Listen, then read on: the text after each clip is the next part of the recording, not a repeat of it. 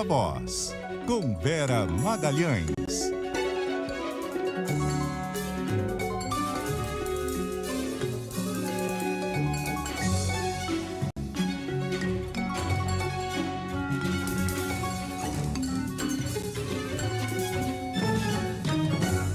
Olá, boa noite. São 6h05. Seja bem-vindo ao Viva Voz, que abre essa semana derradeira da campanha no primeiro turno, com muita informação, muita análise e os principais bastidores das eleições e de outros assuntos também. Boa noite, Carol Moran.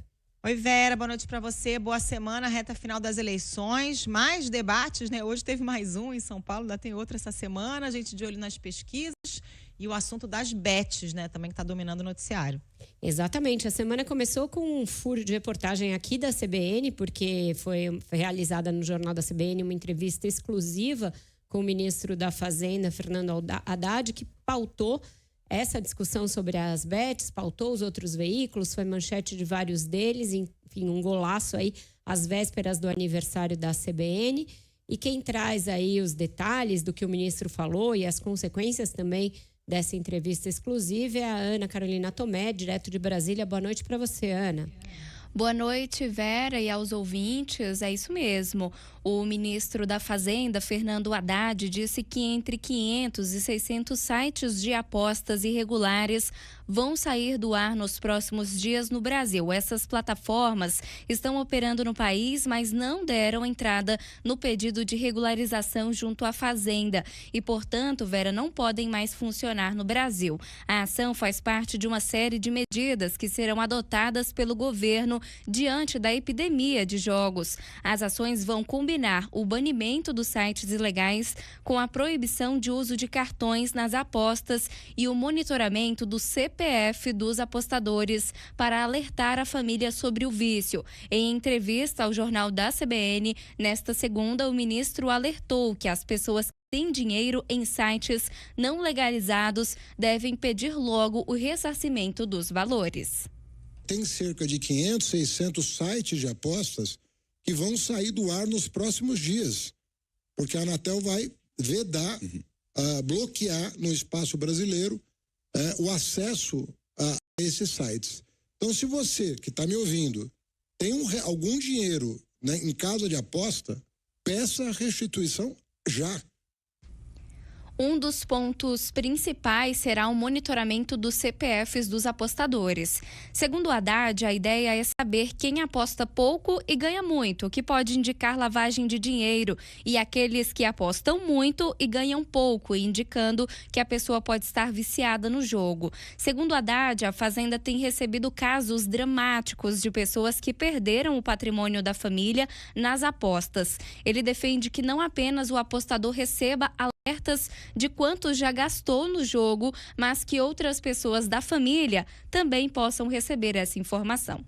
Do mesmo jeito que eu posso colocar um telefone, um WhatsApp meu para ser informado sobre, por exemplo, esse dado, quanto que eu apostei, quanto que eu perdi, né? Se você for casado, por exemplo, talvez você possa cadastrar telefone também do cônjuge ou de uma pessoa da família. Ou, em casos graves, nós podemos eventualmente ter a autorização legal para alertar alguém. Porque há casos dramáticos que não há dúvida em que o problema está acontecendo. Eu estou falando de casos graves em que o problema está identificado. A pessoa perdeu ali milhares de reais, centenas de milhares de reais. E como é que você vai deixar aquela família sem o alerta devido? Haddad confirmou que cartões de crédito e de alguns benefícios, como o do Bolsa Família, também serão proibidos nos sites que já pediram a regularização. Ainda segundo Haddad, a ideia é também regulamentar a publicidade das casas de aposta, que para ele está totalmente fora de controle. Haddad defendeu ainda na entrevista o respeito às regras do arcabouço fiscal e disse que muita gente dentro do governo, que antes era contra, passou a entender a importância de seguir as regras do arcabouço e buscar o déficit zero. O ministro falou ainda que a Previdência precisa de uma vigilância permanente, porque ela já representa praticamente 50% do orçamento. Além disso, O Ministério da Fazenda vai divulgar amanhã a lista das empresas de apostas em funcionamento que pediram autorização à pasta e poderão continuar operando até o fim deste ano. As demais serão consideradas ilegais e a previsão é retirar os sites correspondentes do ar no dia 11 de outubro. É com você. Obrigada, Ana, pelas suas informações. Tanto essa questão das apostas quanto a questão da Previdência eram problemas anunciados ali. Estava óbvio que ia dar problema. A coisa de que o gasto previdenciário explodiria com a política nova de reajuste real do salário mínimo também foi feita desde o ano passado e segue sendo um problema. O ministro disse que isso está equacionado, que era um problema até abril, mas que depois ficou equacionado. O ano que vem, quando tiver reajuste real de novo, vai voltar a pressionar a Previdência e vai forçar cortes em outras áreas, até que não haja mais áreas para cortar. Ele disse que novas medidas em relação à Previdência estão sendo estudadas, mas evitou falar, como vem evitando falar, na necessidade de uma nova reforma, portanto, em aumentar a contribuição previdenciária ou até mesmo desatrelar a correção das aposentadorias ao salário mínimo. Mas isso está sendo discutido em todos os lugares fora do governo. A própria Câmara já cogitou essa possibilidade de fazer essa desvinculação dos reajustes e isso vai ter de ser discutido. Em relação às apostas, as medidas ainda parecem insuficientes, Carol. É lógico que você banir os sites que não estão credenciados é um passo importante? Mas o ministro fala assim para a pessoa, se você apostou, você vai lá e pede seu dinheiro de volta, como se fosse assim simples. O site já é um site clandestino, já não vai ser autorizado. Que garantia a pessoa que apostou tem de que ela vai receber dinheiro de volta? A coisa mais difícil é você receber qualquer dinheiro de aposta de volta. Por isso mesmo chama aposta, é uma coisa de risco, uma coisa que envolve a possibilidade de risco. Então, me parece algo ali inócuo esse conselho. E a questão de instalar um celular, um lembrete no celular de que você está jogando demais, também é algo inócuo. É como eu pôr um alarme lá na minha geladeira para cada vez que eu vou abrir, vou pegar um bolo, vou pegar um doce, eu vou desativar o alarme, vou lá e vou comer o brigadeiro. Se eu tenho compulsão, a coisa vai permanecer a mesma. Então, parecem medidas que são enxugar gelo. Acho que o governo está tateando aí, né, Vera? Chegou-se a avançar um pouco nessa questão da lavagem de dinheiro, que eu acho que foi a regulamentação que foi feita, e aí é importante que se realmente tire do ar essas empresas. Agora, no campo da saúde pública, não está claro ainda qual é o plano, né? Falou-se em limitar o uso do Bolsa Família, mas tem que se ver o que se faz no mundo. No Reino Unido, a Noruega foi um país que conseguiu reduzir dramaticamente o número de jogadores realmente viciados. Aí limitou a aposta à noite, tem uma série de regras, tem um teto de quanto a pessoa pode perder. Na Noruega é um monopólio estatal, né? Esse negócio das bets. Então é um caso bastante específico. Mas tem que se ver o que se faz no mundo para evitar o que está acontecendo. As pessoas se endividando, perdendo casa, comprometendo dinheiro de faculdade. Não dá para continuar do jeito que está, né? Em relação ao Bolsa Família, eu acho que é uma coisa que o governo tem condições de limitar, porque é um cartão que ele controla, é um cadastro que ele controla, e ele tem que começar por aí, porque é uma desmoralização absoluta do maior programa social do país se os beneficiários começarem a perder tudo, jogar o dinheiro no ralo de apostas. Então, isso aí é a coisa que o governo tem como limitar e tem que começar por aí também. A gente continua em Brasília, antes de chamar o bloco eleições, porque o presidente Lula fez uma nova fala condenando as investidas de Israel no Líbano. Israel está cada vez mais recrudescendo a sua ação lá, está prestes a deflagrar um definitivo ataque terrestre ali. E o Lula falou a esse respeito. Quem tem as informações para a gente é a Isa Staciarini. Boa noite para você, Isa. Oi, Vera, muito boa noite a você, excelente semana para você, para Carol, para todo mundo que nos acompanha. Pois é, o presidente Lula afirmou que os ataques de Israel, tanto no Líbano quanto na faixa de Gaza, promovem uma matança desnecessária. O presidente brasileiro voltou a condenar a atitude de Israel, disse que guerras não trazem nenhum benefício e frisou que o Brasil quer ser uma zona de paz. Lula disse que o país não precisa de guerra nem de conflitos e afirmou que Israel tem atacado o Líbano, matando pessoas que são inocentes. É por isso que eu sou contra e condeno o que Israel está fazendo no Líbano agora, atacando e matando pessoas inocentes, porque só aparecem nos jornais os líderes que eles querem matar, mas as pessoas inocentes que morrem não aparecem. É por isso que eu sou contra a chacina na faixa de Gaza, porque já morreram mais de 41 mil mulheres e crianças. Então a guerra é a prova da insanidade do ser humano. A guerra é a prova da incapacidade civilizatória de um cidadão que acha que ele pode, sabe, na explicação de que tem que se vingar de um ataque, fazer matança desnecessária, sabe, com pessoas que não têm nem como se defender. Essa fala foi feita durante o Fórum Empresarial México-Brasil na Cidade do México, onde Lula está para participar amanhã da posse da primeira presidente eleita do México, a Cláudia Sheinbaum. Depois do evento, Lula foi questionado por jornalistas do porquê que ele não falou da Venezuela semana passada no discurso na Assembleia Geral da ONU em Nova York. Lula disse que não precisa falar da Venezuela em todo lugar, até porque não fala da primeira-dama Janja em todo o local que frequenta e considerou que o discurso foi bom. Vamos nos abrir, sentar numa mesa e discutir o que é bom para o México, o que é bom para o Brasil. O que pode fazer a economia do México crescer, a economia do Brasil crescer, para que a gente consiga se transformar não apenas numa economia de 4,5 trilhões de dólares, mas uma economia de 5 ou 6 trilhões de dólares. A gente não ficar só olhando o crescimento da China. Vera, acabou que a gente ouviu uma outra fala do presidente Lula durante um encontro com empresários mexicanos. Agora sim a gente tem a fala dele explicando do porquê que não citou a Venezuela no discurso da Assembleia Geral da ONU. Vamos ouvi-lo. Por que eu tenho que falar da Venezuela em todo lugar? Eu não falo nem da Janja em todo lugar. Por que eu vou falar da Venezuela? Eu falo o que me interessa falar. O discurso que eu queria fazer era aquele. E foi muito bom o discurso. Agora sim. Bom, durante o encontro com empresários mexicanos, Lula afirmou que os acordos comerciais entre Brasil e México precisam ser revistos e refeitos o mais rápido possível.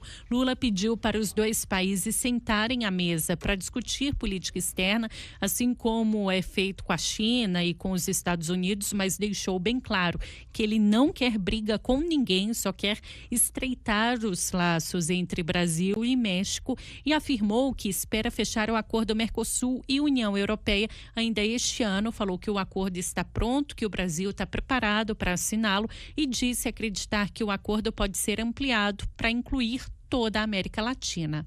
Vera. Obrigada, Isa, pelas suas informações. O que a comparação com a Janja tem a ver com falar da Venezuela é algo que a gente vai ficar sem saber, né? Esse tipo de comparação estapafúrdia.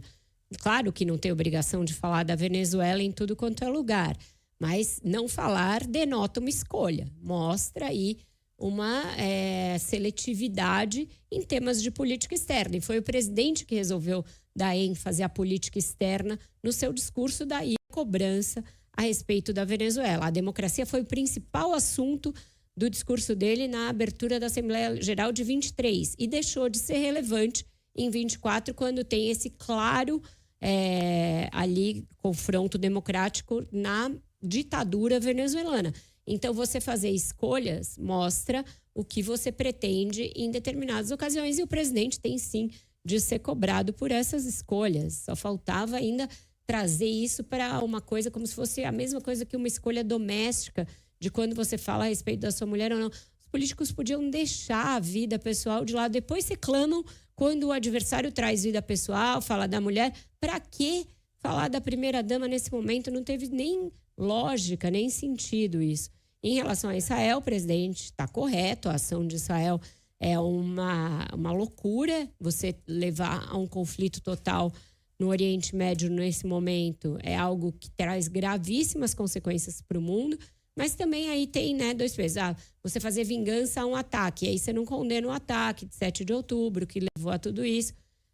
Mas tudo bem, eu acho que está dentro do que ele vem falando e agora realmente o governo de Israel está perdendo os últimos apoios que mantinha no mundo para essa estratégia dele de guerra total.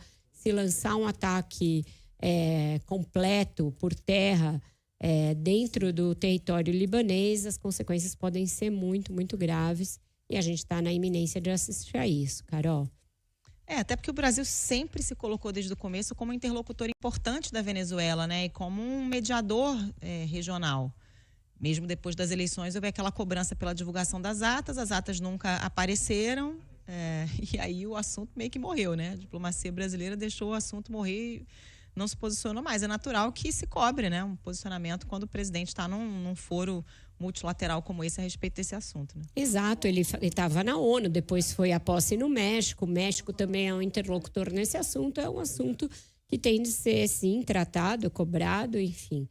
É algo que o presidente pode não gostar, mas é o papel da imprensa. E por falar em papel da imprensa, e por falar em cobrança, em transparência, e não gostar de transparência, uma das coisas que mais foram faladas na campanha presidencial era a respeito da prática useira e vezeira do Jair Bolsonaro de estabelecer sigilos de 100 anos para documentos do governo.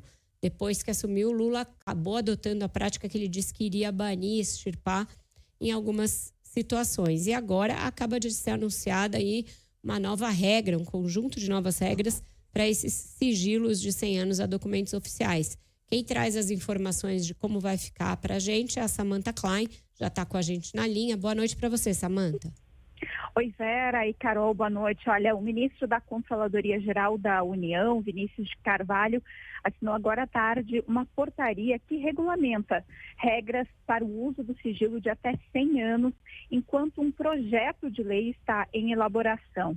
A partir de agora, o servidor que decidir aplicar a vedação de até 100 anos para um documento deverá detalhar os motivos dessa decisão. Além disso, a CGU também deverá fazer um acompanhamento periódico através de relatórios produzidos pelos órgãos da administração pública, em especial quanto aos pedidos de informação, seja suas respostas ou negativas, e até a aplicação das previsões de sigilo. Caso não haja uma indicação de prazo, conforme essa portaria, a vedação automática será de 15 anos e depois disso, desse prazo de 15 anos, poderá ser feita uma nova solicitação de acesso à informação e esse caso vai ser novamente reanalisado. Em outra frente, o governo também pretende alterar a LAI, que é a famosa Lei de Acesso à Informação, e encerrar com a possibilidade de um agente público aplicar o sigilo de até 100 anos para os documentos oficiais. Vera e Carol, esse projeto ainda está na fase final de elaboração pela Casa Civil e Controladoria Geral da União e, segundo o ministro Vinícius de Carvalho, não haverá resistências no Congresso. Porque é claro que a gente sabe que não é bem assim, esse foi um dos questionamentos durante a coletiva, afinal de contas, o Congresso ainda está em ritmo de eleição e depois das eleições o tempo passa muito rápido, né? Estaremos já no final do ano. Em regra, para a gente ter uma ideia, por meio da LAI, qualquer cidadão pode fazer pedido de acesso à informação, mas nós, jornalistas, também costumamos usar muito essa possibilidade. Os documentos, segundo a lei, podem ser classificados como reservados, secretos e ultra-secretos. E as informações ficam ali resguardadas, ou seja, não públicas por 5, 15 ou até 25 anos. Essa é a regra geral, geralmente justificativa para casos de segurança. No entanto, quando estamos tratando de situações envolvendo dados pessoais, esse sigilo pode atingir até 100 anos.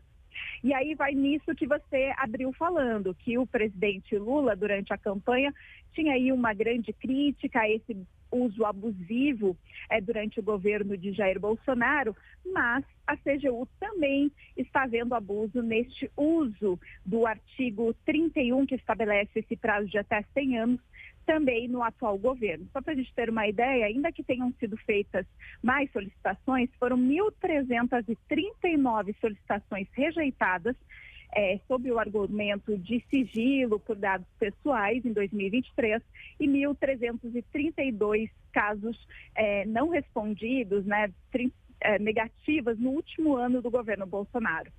De acordo com o ministro Vinícius de Carvalho, a ideia agora é incentivar que cada caso concreto seja analisado, ao invés do servidor simplesmente aplicar o chamado artigo 31 da LAI. O novo critério ainda está na definição, ou seja, o que vai substituir ou não este critério de sigilo de até 100 anos. Com você. Obrigada, Samanta, pelas suas informações. Veja os números, são muito semelhantes aos do governo Bolsonaro, quase idênticos. Portanto, é algo em que o governo prometeu uma coisa e não está cumprindo. É muito pessoal tem sigilo pessoal, tem dados pessoais e aí taca ali lá um sigilo de 100 anos. A lei de acesso à informação é um dispositivo super importante. Foi aprovado, aliás, no governo Dilma Rousseff, portanto, deveria ser um legado pelo qual o PT tem apreço e deveria manter. E os casos de sigilo deveriam ser muito específicos para não dar essa margem de discricionariedade a servidores públicos, que a gente nem sabe quais são, protegidos ali por algum cargo que nem são os ministros, são escalões inferiores que acabam dando o carimbo ali de sigilo.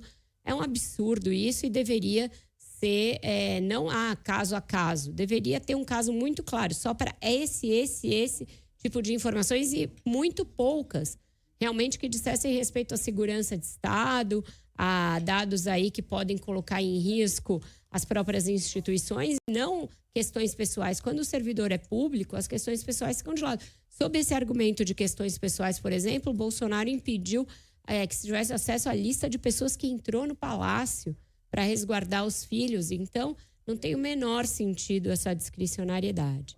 Acho que a palavra-chave é interesse público, né, Vera? É o que determina. Não dá para você usar esse argumento de ter informação pessoal quando é um caso de interesse público e isso vai ter que ser levado em conta na hora de tomar essa decisão. Acho que a chave é essa, né? Exatamente, Carol. Vamos para o nosso intervalo, depois a gente vem com o repórter CBN e volta com o Viva Voz com o seu bloco eleitoral. Estamos de volta com o Viva Voz e agora sim o bloco eleitoral. A gente está na última semana, eleições no domingo, semana em que viveremos a base de pesquisas e debates, Carolina Moran, mais nada. Café, água, pesquisa e debate. É a única ração da semana. E ela, Marcela Lorenzetto, que já está vivendo disso há algumas semanas, está aqui com a gente para dizer como foi o 79º, ou sei lá que número, debate que houve hoje em São Paulo, entre candidatos no UOL e na Folha, dessa vez com regras diferentes e um quórum reduzido. Conta pra gente, Marcela. É o 10º debate, Vera, o 10º debate entre os candidatos à Prefeitura de São Paulo, que teve o eleitorado religioso como principal alvo, com troca de acusações sobre quem era mais cristão ali entre os candidatos. Esse evento foi promovido pela Folha de São Paulo, pelo jornal UOL, que convidaram os candidatos Ricardo Nunes, do MDB, Guilherme Boulos, do PSOL, Pablo Marçal, do PRTB e Tabata Amaral, do PSB. A justificativa é de que estes são os 4 melhores colocados nas pesquisas de intenção de votos. Os 4 tentaram explorar as fragilidades dos adversários, mas o alvo principal foi o atual prefeito Ricardo Nunes. Boulos e Marçal souberam controlar os 20 minutos do banco de tempo disponível para cada candidato. Como você disse, Vera, é um formato diferenciado de banco de tempo. Os candidatos tinham 20 minutos para usar durante 4 blocos do debate.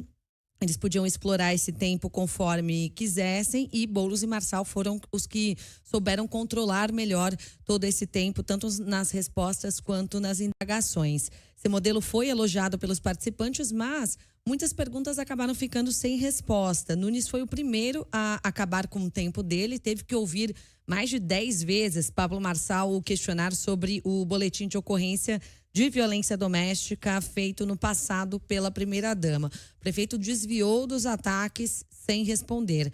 Marçal desafiou Nunes, que tem frequentado igrejas evangélicas em busca desse eleitorado, a demonstrar conhecimento da Bíblia. Ricardo Nunes rebateu com ataques à tentativa de Marçal em declarar apoio de líderes evangélicos que, na verdade, estão com Ricardo Nunes. Sabe que fica feio para você? Você ir lá na Assembleia de Deus, falar com um grande líder e depois ficar postando que ele te apoia ou se ele não te apoia, ficar mentindo, isso é ruim. Eu vou deixar para você uma mensagem importante, Salmo 133, que é o que você não conseguiu fazer no nosso ambiente. Diz o Salmo 133, ó quão bom é que os irmãos habitem em união, é como óleo precioso que desce sobre a cabeça e a barba de Arão. Você só veio para tumultuar o Pablo Henrique. Tabata Amaral criticou a instrumentalização da fé para ganhar votos. E só um comentário sobre essa instrumentalização da fé que a gente está vendo aqui. Eu sou cria de igreja, a igreja salvou a minha vida. Mas vocês nunca vão me ver entrando nessa competição da gente falar da nossa relação com Deus para ganhar um voto. Porque isso é a última coisa que um cristão faria. O único a não entrar nessa questão de fé, de religião, foi Guilherme Boulos. O candidato do PSOL reagiu a uma insinuação feita por Marçal, que mencionou um prontuário de uma passagem pelo Hospital do Servidor Público. Boulos fez questão de contar que ficou internado por depressão. A baixaria do Marçal não tem limite, né, gente? Eu vou dizer para vocês o que está por trás. Primeiro, ele inventou a mentira que a repórter já disse aqui, trabalhando com um homônimo, um cara chamado Guilherme Bardawil Boulos, que teve um processo por porte de drogas e que ele queria atribuir a mim, para confundir o eleitor. Agora, quando ele cita o Hospital do Servidor, ele está se referindo a um período quando, com 19 anos, eu enfrentei uma depressão crônica. Nunca disse isso publicamente e fiquei alguns dias no Hospital do Servidor. Enfrentei como muitos jovens enfrentam e lidei com ela, venci a depressão e segui em frente, que é o que eu desejo para todos que enfrentam uma depressão.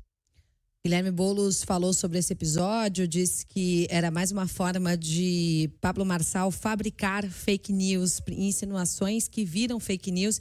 Ele já quis cortar o mal pela raiz. Esse assunto foi levado ao debate em um momento em que Marçal voltou a associar Boulos ao uso de drogas, né? Ele o questionou diretamente sobre o uso de cocaína e maconha. Boulos negou ter usado a primeira droga, disse que nunca usou cocaína, mas afirmou que já experimentou maconha na adolescência uma única vez e que acabou dando dor de cabeça para ele e nunca mais usou.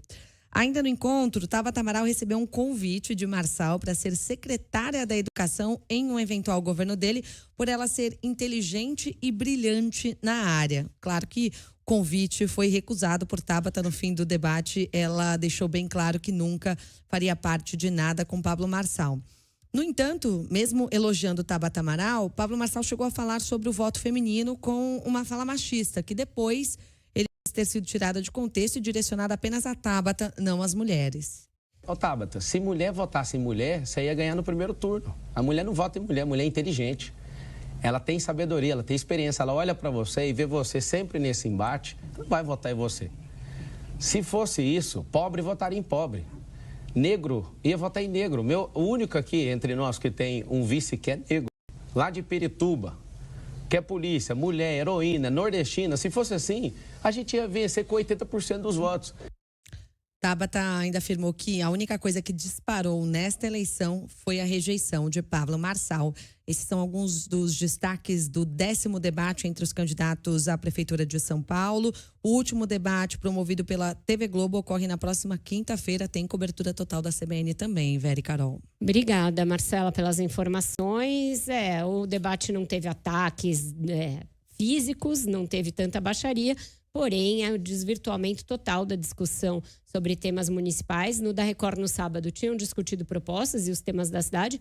Hoje foi praticamente religião, essa questão das mulheres, porque tem uma rejeição grande entre as mulheres, principalmente no Pablo Marçal, e a tentativa de um atacar o outro, porque está todo mundo embolado e aí uma estratégia para voto útil, etc. Então, debate mesmo sobre os assuntos da cidade é o que ficou faltando nesse de hoje.